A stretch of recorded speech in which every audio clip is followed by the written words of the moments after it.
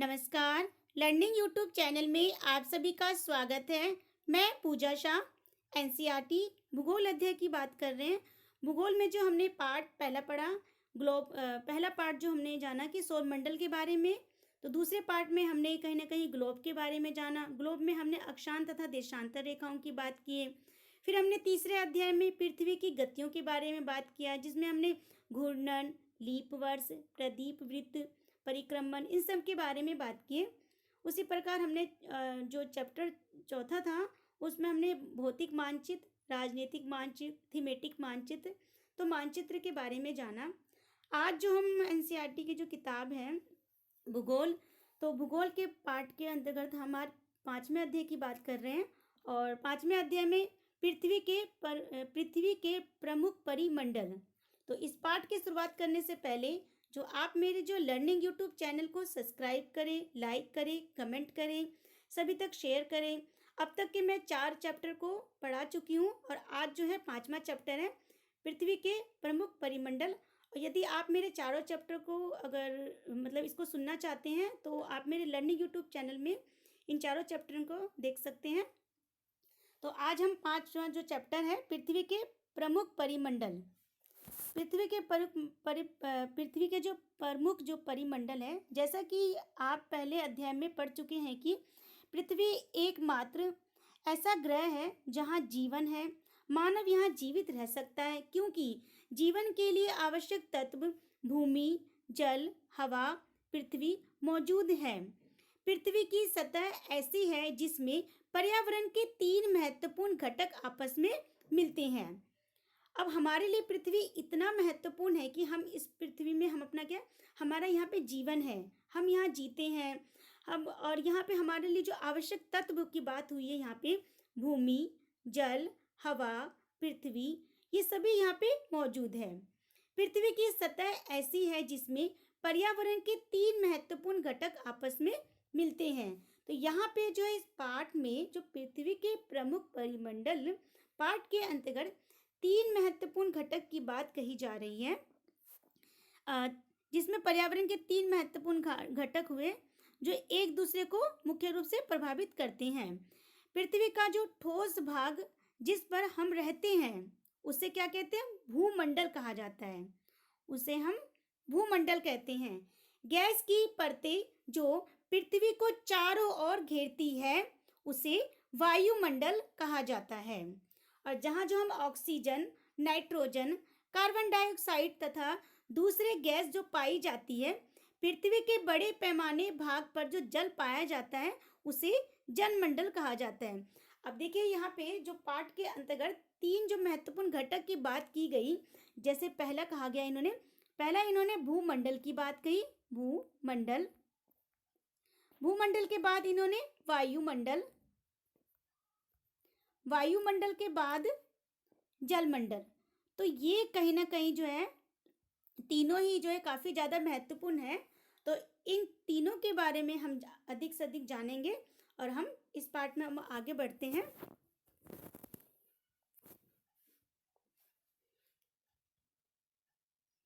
जलमंडल में जल की सभी अवस्थाएं जैसे बर्फ, जल वाष्प सम्मिलित होते हैं।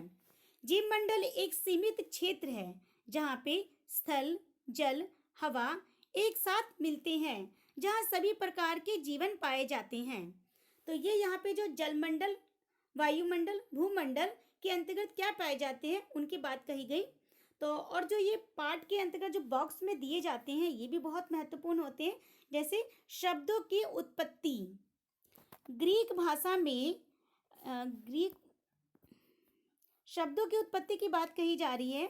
ग्रीक भाषा में लिथास का अर्थ है पत्थर, एटमास का अर्थ है वाष्प और ह्यूडर का अर्थ है जल, बायोस का अर्थ है जीवन।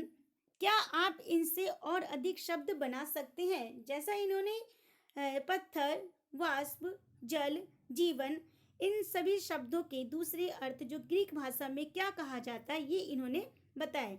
तो क्या आप भी इन शब्दों के अलावा और कौन से शब्द होते हैं जिन्हें ग्रीक भाषा में कहा जाता है? तो ये भी आप कमेंट बॉक्स में हमें बता सकते हैं। तो हम अब आगे बढ़ते हैं, यहाँ पे भूमंडल की बात करते हैं। भूमंडल, पृथ्वी के ठोस भाग को भूमंडल कहा जाता है। पृथ्वी का जो ठोस भाग होता है उसे हम भूमंडल कहते हैं।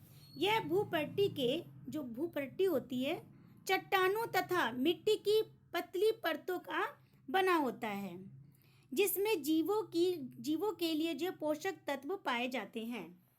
पृथ्वी की सतह के दो भागों, जैसे जो मुख्य जो भाग होते हैं, जो उनमें पृथ्वी की सतह को दो मुख्य भागों में बांटा जा सकता है। बड़े जो स्थलीय भूभागों को महाद्वीपों के नाम से जाना जाता है और तथा बड़े जलाशयों को महासागरीय बेसिन के नाम से जाना जाता है। विश्व के सभी जो महासागर आपस में एक दूसरे से जुड़े हुए हैं। अब ये हम चित्र 5.1 में विश्व के मानचित्र में देखिए, क्या सभी स्थलीय भूभाग एक दूसरे से आपस में जुड़े होते हैं, ये यहाँ पूछ रहे हैं। समुद्री जल का जो तल सभी जगह समान होता है। स्थल की ऊंचाई को समुद्र तल से मापा जाता है और जिसे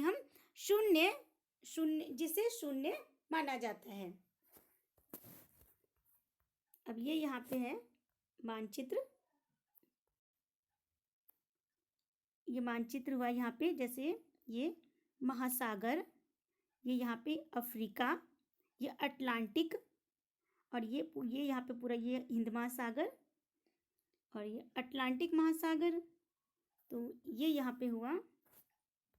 फिर इस तरफ ये प्रशांत महासागर, दक्षिण अमेरिका, उत्तरी अमेरिका। तो ये मानचित्र में आप सभी भी देख सकते हैं। अब हम आगे आते हैं पाठ की ओर। विश्व का सबसे ऊंचा शिखर माउंट एवरेस्ट, ये प्रश्न पूछे जाएंगे। जो विश्व का सबसे ऊंचा जो शिखर है वो है माउंट एवरेस्ट। समुद्र तल से 8,848 मीटर ऊंचा है। विश्व का सबसे गहरा भाग प्रशांत महासागर का मैरियाना गर्त, जिसकी जो गहराई की बात कही जा रही है 11,022 ये मीटर जो है, ये इसकी बात कही गई गहराई में। क्या आपने कभी इसकी कल्पना की है कि जो समुद्र की जो गहराई पृथ्वी के सबसे ऊंचे भाग से इतनी अधिक भी हो सकती है? तो ये यहाँ पे कही जा रही है। यहाँ जो सबसे महत्वपूर्ण बात आई कि जो विश्व का सबसे ऊंचा जो शिखर की बात है वो है माउंट एवरेस्ट समुद्र तल से जो है 8,848 मीटर ऊंचा है। अब ये उसके बाद हम महाद्वीप की बात करते हैं। इससे पहले जो बॉक्स में जो ये बताया जा रहा है, क्या आप जानते हैं न्यूजीलैंड के एडमंड हिलेरी तथा भारत के तेंजिन नोर्गे शेरपा 29 मई 1953 को पृथ्वी के सबसे ऊंचे शिखर माउंट एवरेस्ट पर चढ़ने वाली पहले व्यक्ति थे। जापान के जो जुंको ताबेई विश्व की पहली महिला थी और जिसने 16 मई 1975 को एवरेस्ट पर कदम रखा। बचेंद्री पाल भारत की पहली महिला जिसने 23 मई 1984 को एवरेस्ट पर अपना कदम रखा। तो ये जो महत्वपूर्ण तिथियों के साथ साथ बताया यहाँ पे, काफी महत्वपूर्ण है ये। उसके बाद हम बात करते हैं महाद्वीप के बारे में। पृथ्वी पर 7 प्रमुख महाद्वीप हैं। ये विस्तृत जल राशि के द्वारा एक दूसरे से अलग है। ये महाद्वीप हुए जैसे एशिया, यूरोप, अफ्रीका, उत्तर अमेरिका, दक्षिण अमेरिका, ऑस्ट्रेलिया, अटलांटिका। और ये चित्र 5.1 में विश्व के मानचित्र को देखिए तथा ध्यान दीजिए कि स्थल का बहुत बड़ा भाग उत्तरी गोलार्ध में पाया जाता है। अब ये जो 7 महाद्वीप की बात कही गई, सबसे पहले हम बात करते हैं एशिया की बात करते हैं। विश्व का सबसे बड़ा महाद्वीप है। यह पृथ्वी के कुल क्षेत्रफल के एक तिहाई भाग में फैला है। यह महाद्वीप पूर्वी गोलार्ध में स्थित है। कर्क रेखा इस महाद्वीप से होकर गुजरती है। एशिया के पश्चिम में यूराल पर्वत है जो इसे यूरोप से अलग करता है, और यूरोप एवं एशिया के संयुक्त भूभाग को यूरेशिया मतलब यूरोप जमा में एशिया कहा जाता है। तो ये यहाँ पे एशिया की बात हुई। जो प्रमुख पृथ्वी पर जो 7 प्रमुख महाद्वीप हैं उनमें से हमने पहले की बात की एशिया के बारे में। एशिया के बाद हम आते हैं दूसरे स्थान पे यूरोप के बारे में। यूरोप एशिया से छोटा है। यह महाद्वीप एशिया के पश्चिम में स्थित है, और ये जो है एशिया की जो बात करें उसके बाद आर्कटिक वृत्त इससे होकर गुजरती है, और ये तीन तरफ से घिरा है। विश्व के मानचित्र को देखिए, इसकी स्थिति को पता लगाइए। एशिया की बात हुई, यूरोप की बात हुई। अब तीसरी बात करते हैं हम अफ्रीका की। अफ्रीका एशिया के बाद विश्व का दूसरा सबसे बड़ा महाद्वीप है, और विषुवत वृत्त या 0 डिग्री अक्षांश इस महाद्वीप के लगभग मध्य भाग से होकर गुजरती है। अफ्रीका का बहुत बड़ा भाग उत्तरी गोलार्ध में स्थित है, और चित्र 5.1 में देखिए आप पाएंगे कि जो यह एक ऐसा महाद्वीप है जिससे होकर कर्क, विषुवत तथा मकर तीनों रेखाएं होकर जो है गुजरती हैं। सहारा का रेगिस्तान विश्व का सबसे बड़ा गर्म रेगिस्तान है जो कि अफ्रीका में स्थित है। ये भी बहुत महत्वपूर्ण है। ये जो यहाँ बताए जा रही है सारे बहुत महत्वपूर्ण है। और ये महाद्वीप चारों तरफ से समुद्रों एवं महासागरों से घिरा है। विश्व के मानचित्र को इसमें हम देख सकते हैं कि जो आप देखेंगे कि जो विश्व की सबसे लंबी नदी नील अफ्रीका से होकर गुजरती है।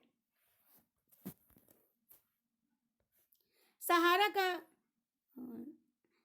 का जो रेगिस्तान विश्व का सबसे बड़ा रेगिस्तान की ये बात हुई यहाँ पे, और यहाँ पे लंबी नदी की बात हुई जो अफ्रीका से होकर गुजरती है। और विषुवत वृत्त इसके किन किन भागों से होकर गुजरती है। अब हम बात करते हैं उत्तरी अमेरिका की। उत्तरी अमेरिका विश्व का तीसरा सबसे बड़ा महाद्वीप है, और यह दक्षिण अमेरिका से एक संकरे स्थल से जुड़ा है जिसे पनामा स्थल संधि कहा जाता है।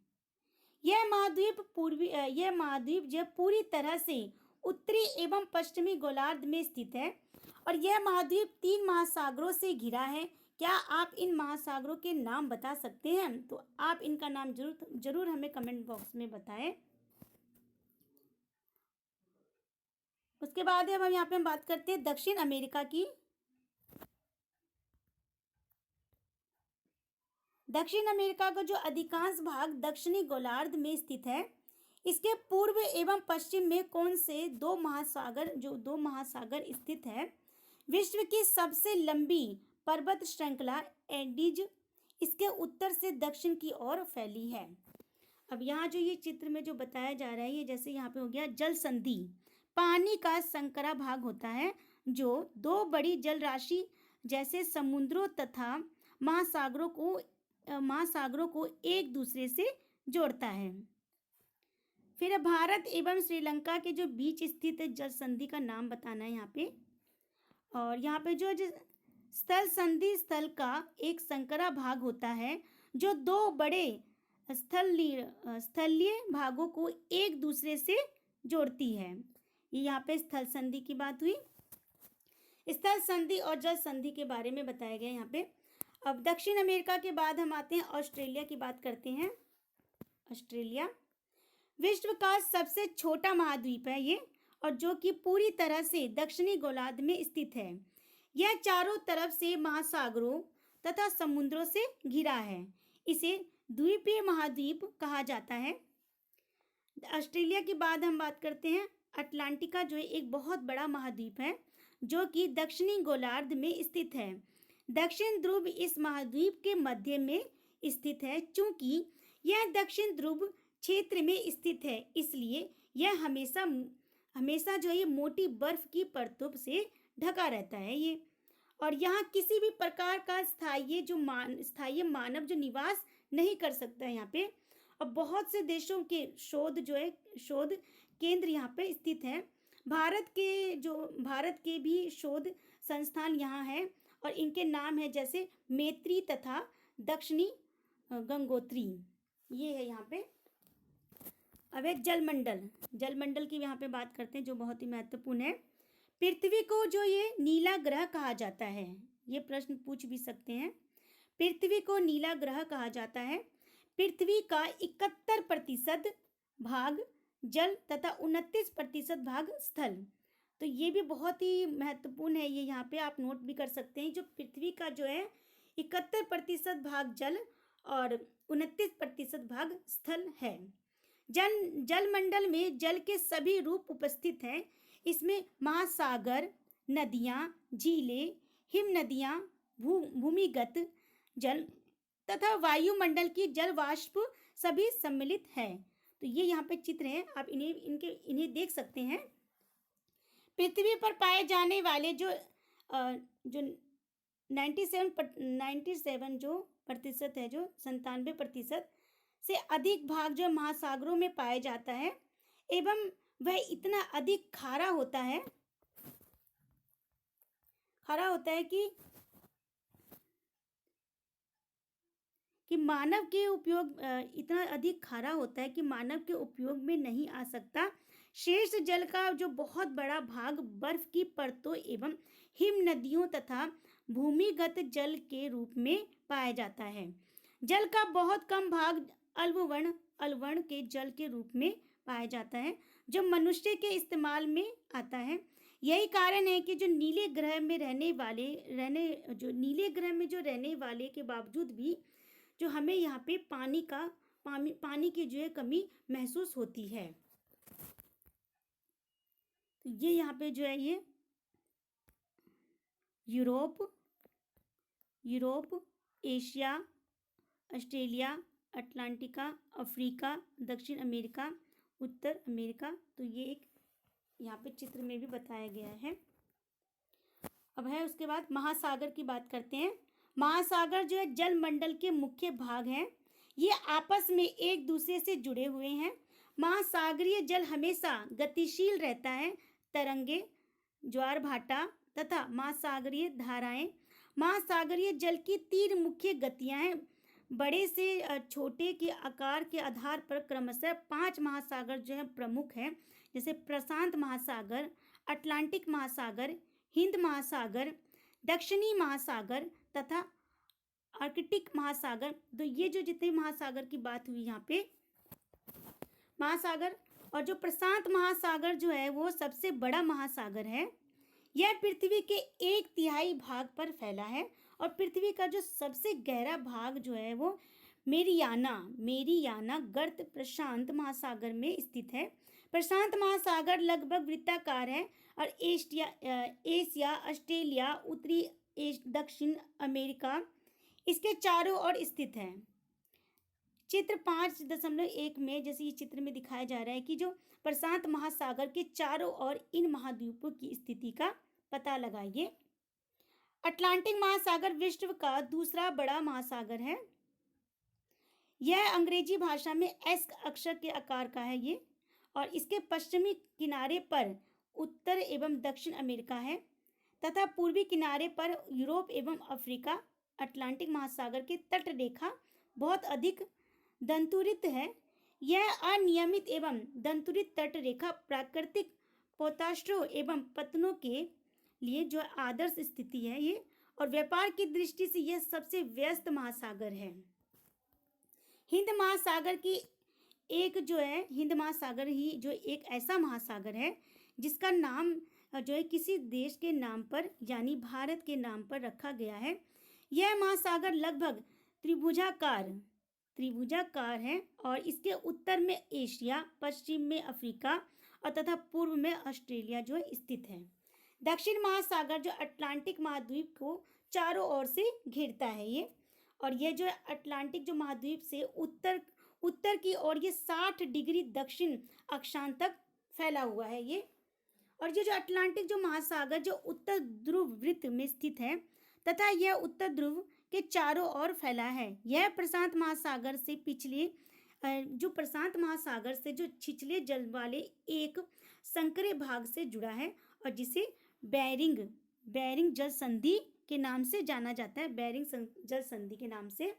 और ये जो अमेरिका के उत्तरी तटों तथा यूरेशिया से जो ये घिरा हुआ है ये।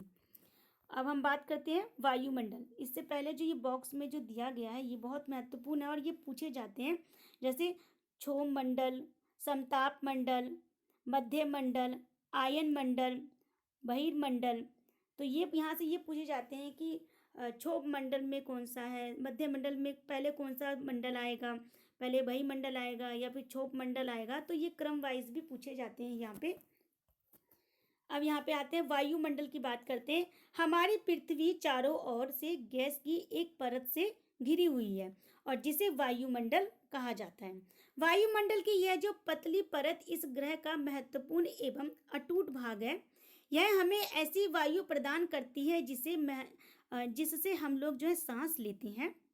यह वायुमंडल हम लोगों को सूर्य की कुछ हानिकारक जो किरणों से बचाता है।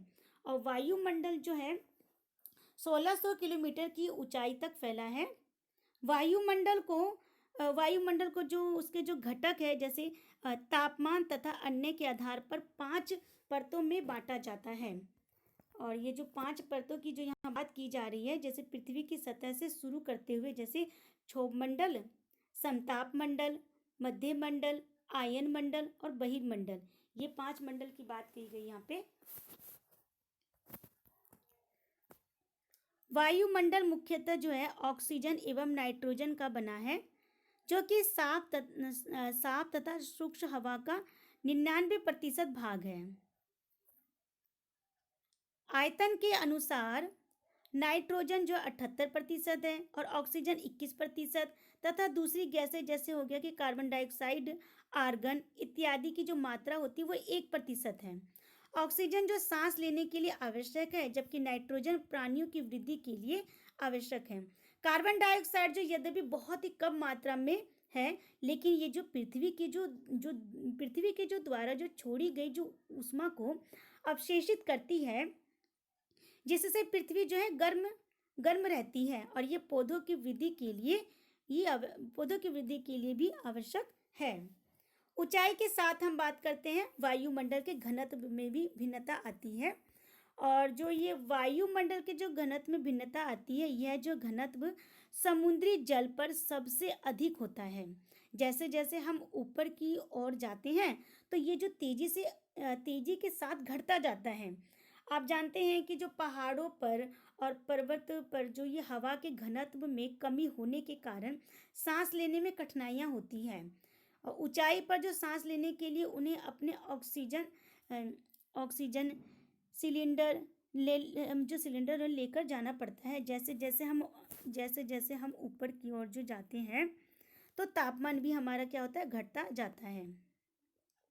वायुमंडल जो पृथ्वी पर दबाव डालता है, यह एक स्थान से दूसरे स्थान पर अलग अलग होता है और कुछ क्षेत्रों में हमें अधिक दाब जो है महसूस होता है, जबकि कुछ क्षेत्रों में कम होता है। और वायु जो उच्च दाब से कम दाब की ओर बहती है। गतिशील वायु को पवन कहा जाता है।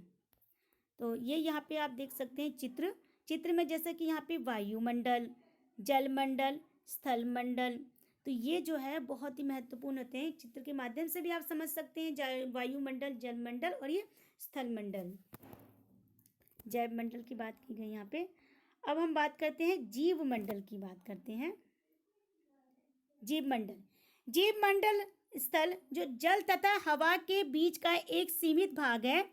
यह वह भाग है जहाँ पर जीवन जो है मौजूद होता है और यहाँ जीवों की बहुत सी प्रजातियाँ हैं, जो कि सूक्ष्म जीवों तथा बैक्टीरिया से लेकर बड़े स्तनधारियों के आकार में पाई जाती है। मनुष्य सहित सभी प्राणी जीवित रहने के लिए एक दूसरे से जीव मंडल से जुड़े हुए हैं। जीव मंडल के प्राणियों को मुख्यतः दो भागों में जैसे जंतु जगत और पादप जगत से विभक्त किया जाता है। पृथ्वी की ये तीनों जो परिमंडल जो आपस में पारस्परिक क्रिया करते हैं तथा एक दूसरे से ये कहीं ना कहीं किसी रूप में प्रभावित भी करते हैं। जैसे अगर हम उदाहरण के तौर पर अगर हम बात करें तो उदाहरण के लिए जो है लकड़ी तथा जो खेती के लिए वनों को काटा जाए तो इससे ढलुआ भाग पर मिट्टी का जो कटाव तेजी से जो है काफ़ी ज़्यादा हानि लगता है। और इसी प्रकार जो प्राकृतिक आपदाएं जैसे भूकंप जैसी पृथ्वी की सतह में परिवर्तन हो जाता है। हाल ही में जो सुनामी के कारण जो अंडमान एवं निकोबार द्वीप समूहों का कुछ भाग पानी में डूब गया। झीलों तथा नदियों में दूषित पदार्थों प्रभावित होने के कारण उनका जो जल मानव के लायक नहीं रह जाता है और यह जो है जल दूसरे जीवों को भी नुकसान पहुंचाता है। तो ये यहाँ पे जो उदाहरण के माध्यम से बताया गया है। उद्योग, तापीय विद्युत संयंत्रों तथा गाड़ियों का उत्सर्जित पदार्थ वायु को प्रदूषित करता है। कार्बन डाइऑक्साइड वायु का एक महत्वपूर्ण घटक है, लेकिन कार्बन डाइऑक्साइड की मात्रा में वृद्धि के कारण पृथ्वी के जो तापमान में भी वृद्धि हो रही है और इसे भूमंडलीय तापन कहा जाता है। इसलिए जो भूमंडल, वायुमंडल और जलमंडल जलमंडल के जो बीच के जो प्राकृतिक संतुलन को बनाए रखने के लिए पृथ्वी के संसाधनों के सीमित उपयोग की आवश्यकता होती है। तो ये यहाँ पे जो पाठ के अंतर्गत हमने काफ़ी कुछ जाना। अब हम बात करते हैं, क्योंकि जब पाठ हो चुका है तो उसके बाद अभ्यास भी बहुत ज़्यादा महत्वपूर्ण होता है। तो हम आते हैं अभ्यास की ओर। सबसे पहले जो यहाँ प्रश्न पूछा गया है कि निम्नलिखित प्रश्नों के उत्तर जो है वो हमें संक्षेप में देना है। पहला प्रश्न है, पृथ्वी के 4 प्रमुख परिमंडल कौन कौन से हैं? पृथ्वी के 4 जो प्रमुख परिमंडल है, जैसे पहला हो गया भूमंडल। पहला क्या हो गया? भूमंडल। दूसरा हो गया वायुमंडल। तीसरा हो गया जलमंडल और चौथा हो गया जीवमंडल। तो ये यहाँ पे जो प्रमुख परिमंडल जो है चारों की बात कही गई। दूसरा प्रश्न है, पृथ्वी के प्रमुख महाद्वीपों के नाम बताइए। पृथ्वी के जो प्रमुख महाद्वीप हैं, जैसे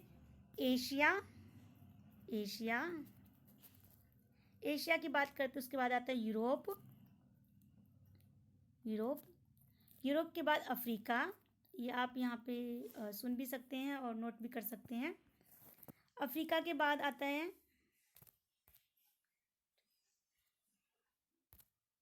अफ्रीका के बाद उत्तरी अमेरिका के बाद दक्षिण अमेरिका, ऑस्ट्रेलिया और अटलांटिक। तो ये यहाँ पे जो पृथ्वी के प्रमुख महाद्वीपों के नाम मैं बताई आप लोगों को। फिर हम आते हैं प्रश्न 3 पे। 2 महाद्वीपों के नाम लिखिए जो पूरी तरह से दक्षिण गोलार्ध में स्थित हैं। तो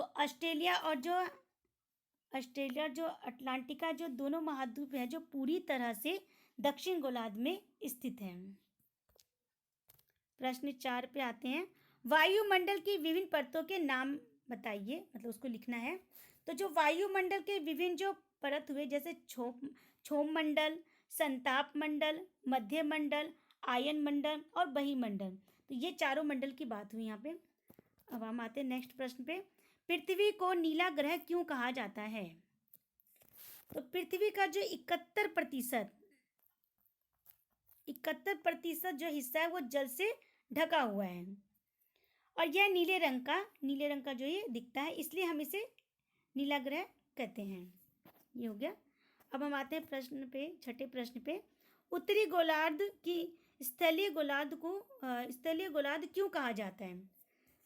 तो जो पृथ्वी पर जो स्थल का जो अधिकांश हिस्सा उत्तरी गोलार्ध में स्थित है, इसलिए इसे स्थलीय गोलार्ध कहा जाता है।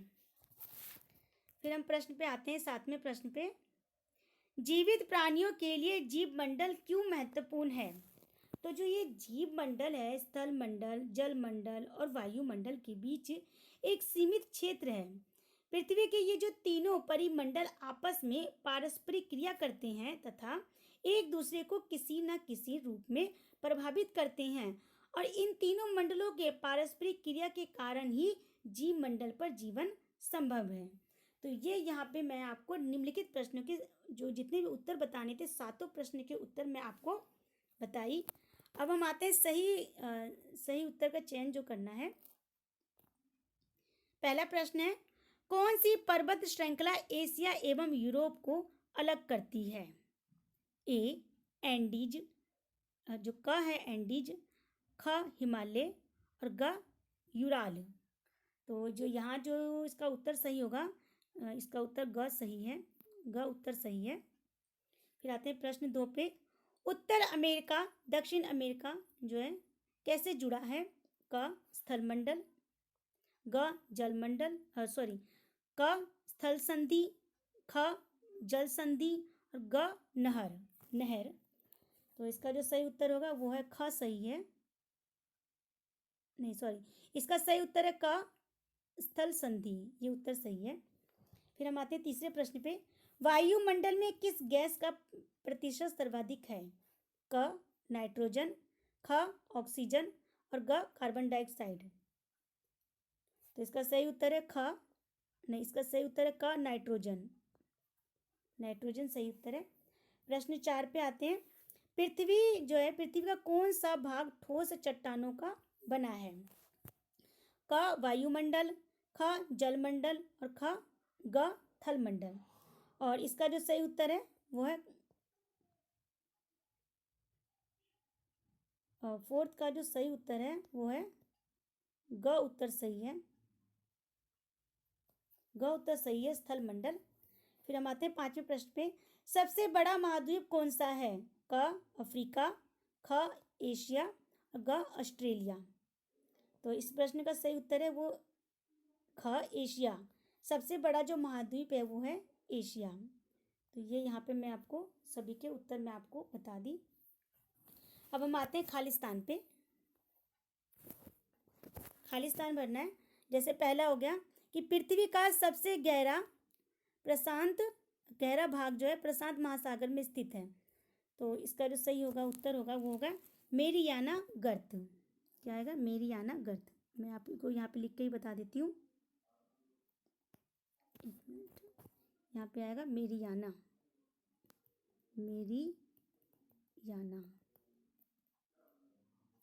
मेरियाना इस प्रश्न का उत्तर आएगा। जो पृथ्वी का सबसे जो गहरा भाग है मेरियाना गर्त प्रशांत महासागर में स्थित है। फिर दूसरा प्रश्न है, महासागर का नाम एक देश के नाम पर रखा गया। तो इसका जो सही होगा हिंद महासागर। कौन सा सागर? हिंद महासागर। हिंद महासागर का नाम एक देश के नाम पर रखा गया। तीसरा प्रश्न है, स्थल जल एवं हवा का एक सीमित भाग है जो जीवन के लिए सहायक है। तो ये है जीव मंडल। क्या है? जीव मंडल। जीव मंडल। तो जीव मंडल जो है स्थल जल और हवा का एक सीमित भाग है जो जीवन के लिए सहायक है। प्रश्न चौथा है, यूरोप एवं एशिया महाद्वीप को एक साथ कहा जाता है। तो ये कहा जाता है यूरेशिया। क्या कहा जाता है? यूरेशिया कहा जाता है। थोड़ा सा लिखने में ये हो रहा है, यूरेशिया।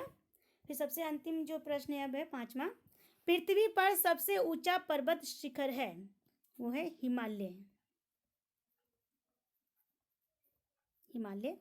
पृथ्वी पर जो सबसे ऊंचा पर्वत शिखर है वो है हिमालय। तो ये यहाँ पे सभी प्रश्न उत्तर की बात हो गई। तो हम जो इस प्रश्न में पृथ्वी के प्रमुख मंडल की बात की, जीव मंडल, वायुमंडल, जल मंडल, इन सब की बात की।